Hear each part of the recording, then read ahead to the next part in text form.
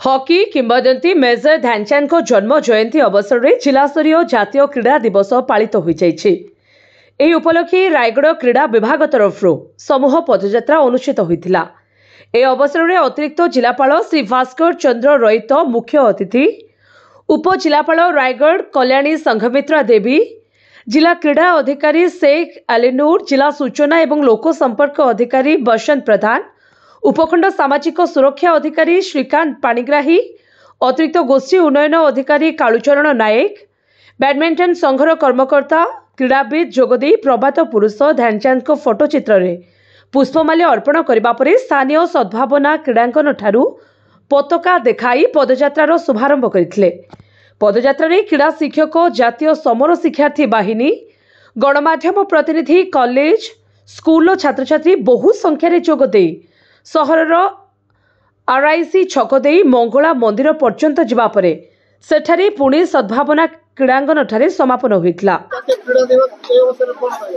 जातीय क्रीड़ा दिवस अवसर में आमर 26 रु 31 तारीख जाए जातीय क्रीड़ा दिवस पालन कर स्पेसिफिकली आमर आज 29 अगस्त एत ध्यानचंद जन्मदिन जहाँ कि आम जातीय क्रीड़ा दिवस पालन करुचे।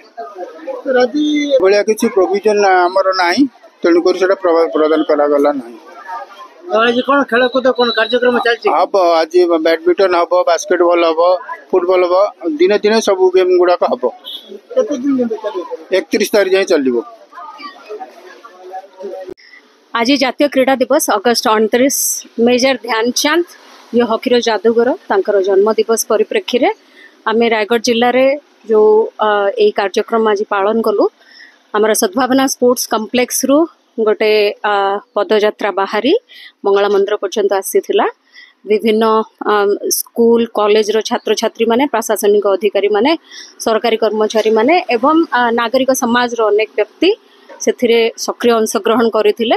समस्ते सुस्थ निरामय रहिबा सहित क्रीड़ा प्रति श्रद्धा सम्मान और क्रीड़ा को जीवन रो गोटे अंग भाव में नहीं केमती आगो को बढ़ी पारिबा सेथि प्रति समस्ते यत्नवान हेबा।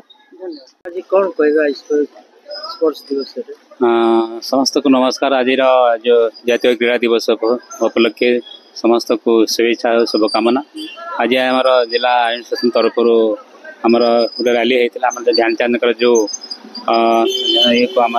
जन्मदिन को आम जो नेशनल डे पालन करुचे से समस्त आमर छात्र छात्री सामिल होते आम रैली करूँ आउ वाकिंग करूँ जहाँद्वारा कि आम वाक कला फिट रहा जो सप्ताह भर कार्यक्रम चलो विभिन्न स्पोर्ट्स प्रोग्राम आयोजन करा जहाँकि पिला पार्टिसिपेट करेंगे और आगामी दिन में केमती रायगढ़ में केमती सुस्थ समस्ते जीवन यापन करेंगे और आगे बढ़े यहाँ ही आज शुभेच्छा और शुभकामना।